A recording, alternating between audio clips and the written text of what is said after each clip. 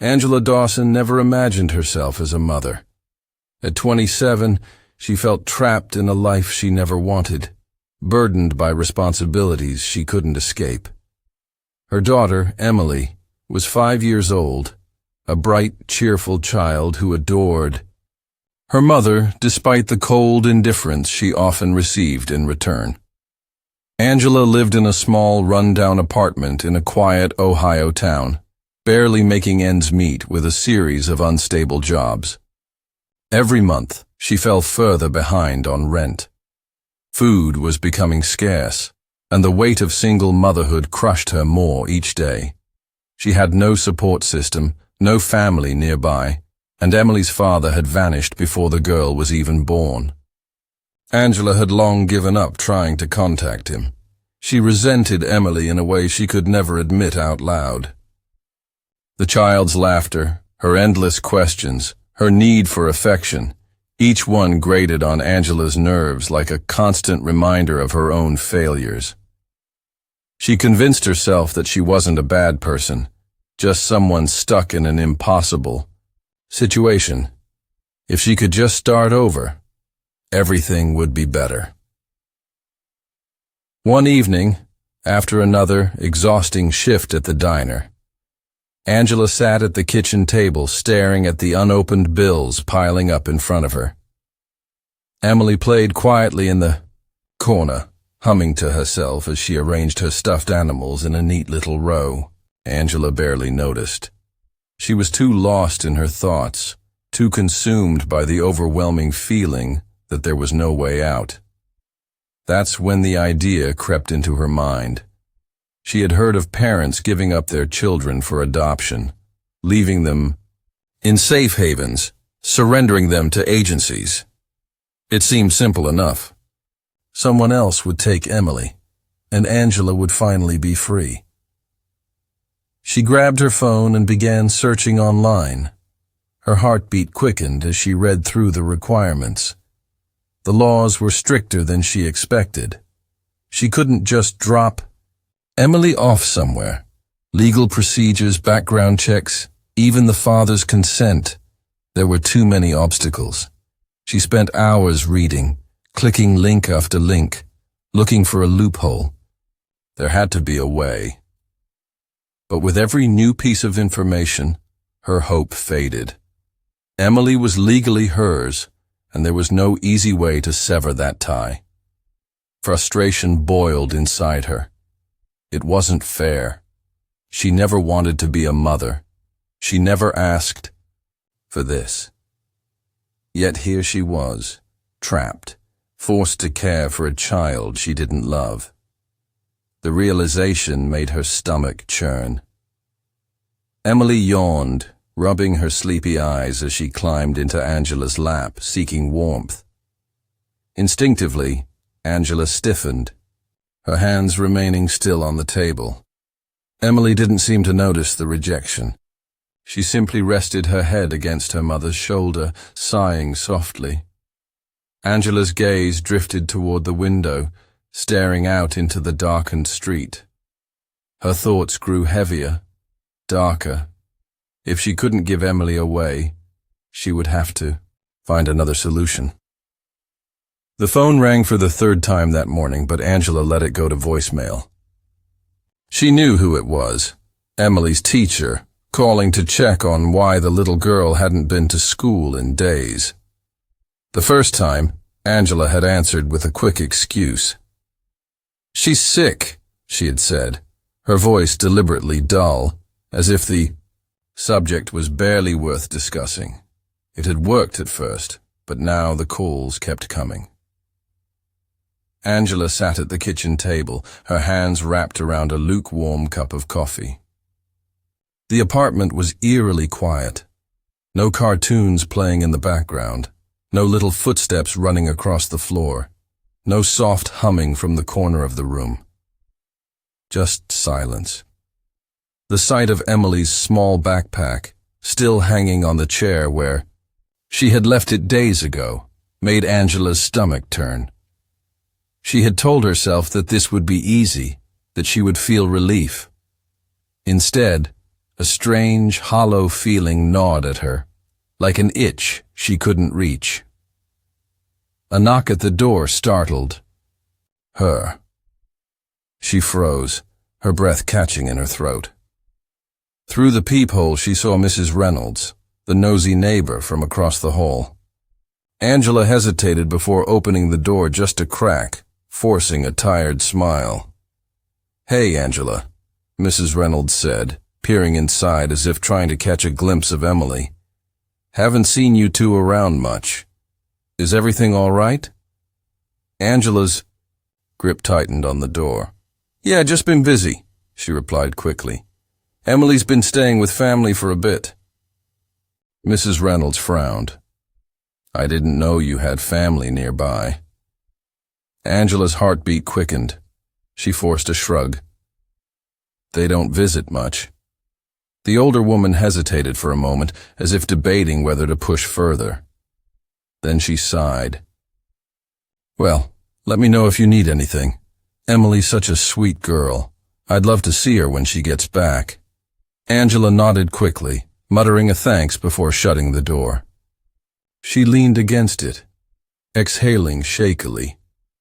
Days passed, and the calls from the school didn't stop. Angela ignored them all. She knew it wouldn't last forever. Eventually, someone would come looking for real answers. Then came the visit from the Ishio police. It was late in the afternoon when she heard the knock again, firmer this time. 2 officers stood outside her door. Angela's chest tightened. She wiped her hands on her jeans before opening the door just enough to speak. "Miss Dawson?" one of them asked. "We're conducting a welfare check. Emily's school reported. She's been absent for over a week." "May we come in?" Angela's mind raced. "She's staying with family," she said, keeping her voice steady. The officer studied her carefully. "Which family?" She hesitated for a second too long. "My cousin, out of state." The officer nodded slowly. "Do you have a contact for them?" Angela forced another smile, but she could see the doubt in their eyes. The lies were piling up, and she was running out of time.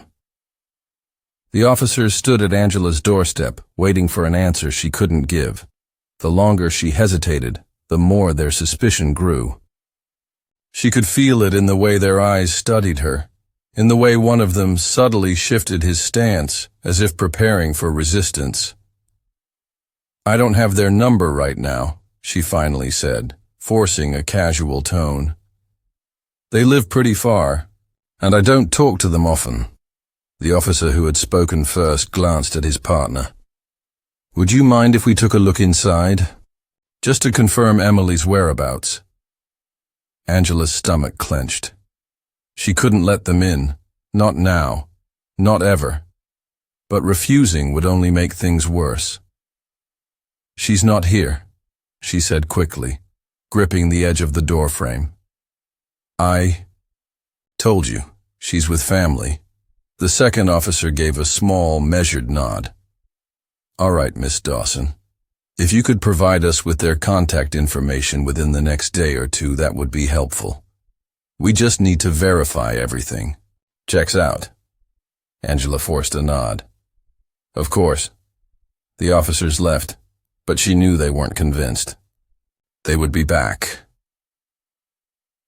That night, Angela sat in the dimly lit apartment, staring at her laptop screen.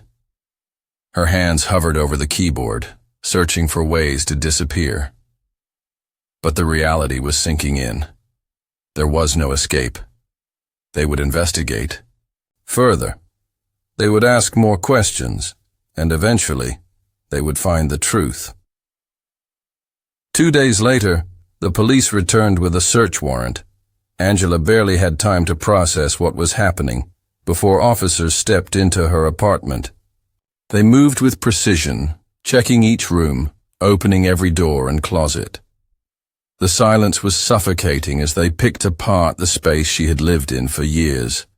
their eyes searching for something they couldn't yet see but knew was there. Emily's room was the first place they focused on. A small bed, neatly made, toys still in place, clothes hanging in the closet. But something was off. There was no sign of recent use, no laundry in the hamper, no toothbrush by the sink. It was as if Emily had vanished without a trace. Angela stood frozen as they combed through her belongings. Then, one of the officers called out from the living room. "She's been searching ways to dispose of a body." Angela's breath caught. She had forgotten about her search history. The officer turned his laptop screen toward her, showing the disturbing list of phrases she had typed late at night in desperation. How to disappear without a trace. Fastest way to get rid of a body. Can a mother legally abandon a child? The room seemed to shrink around her. She could feel the officers watching her, waiting for an explanation. But there was nothing left to say. The lies had unraveled. The truth was closing in. The search of Angela's apartment was just the beginning. With every passing hour, investigators uncovered more signs that something was terribly wrong. The neatly preserved room, the missing personal items, and the chilling internet searches were enough to escalate the case from a routine welfare check to a full-scale criminal investigation. Then came the forensic team's report. The backyard of Angela's apartment complex had been thoroughly searched. At first glance, nothing seemed unusual, but near the edge of the property, behind an old rusted shed, investigators found something alarming. Remnants of a metal drum, charred beyond recognition. Nearby, the ground was littered with ash, small bone fragments, and pieces of melted plastic. It was a gruesome discovery, but it was what the forensic team uncovered next that confirmed everyone's worst fear. Among the remains, there were traces of human bone, tiny, brittle pieces that had been burned beyond identification. DNA testing would take time, but there was little doubt about who they belonged to. When detectives returned to the interrogation room, Angela's expression barely changed as they placed the evidence in front of her. Photographs of the burned remains, images of the drum that had been reduced to scraps of blackened metal. They told her what they had found. They asked her to explain. She said nothing. Instead, she stared at the pictures, her fingers gripping the edge of the table so tightly her knuckles turned white. The silence stretched on for what felt like an eternity before she finally spoke. Her voice was barely above a whisper. I couldn't keep her. She offered no further explanation, no moment of remorse. The detectives pressed for details, and bit by bit, the truth spilled out. She had done it late at night, after Emily had fallen asleep. The weight of her decision had been heavy, but in her mind, it was the only way. Smothering the child had been quick, efficient. There had been no screams, no struggle, just silence. The next part was worse. The body had to disappear. She had purchased the metal drum days before, preparing for what she knew was inevitable. That night, she carried Emily's lifeless body outside, placed it into the drum, and set it on fire. The flames burned for hours, turning everything to ash. She waited, watching, making sure there was nothing left to find. But now the truth had been found, and there was no way out. The trial of Angela Dawson gripped the nation. The media painted her as a monster, a mother who had chosen the most horrifying way to free herself from the responsibility of her child. News stations replayed clips of her stone-cold expression in court, the way she sat motionless as the prosecutor detailed the gruesome fate of 5-year-old Emily. The public was outraged. People demanded justice. the prosecution built a compelling case. They presented Angela's internet search history, her conflicting statements to police, and, most damning of all, the forensic evidence. Tiny fragments of bone and melted plastic identified as belonging to Emily's favorite doll.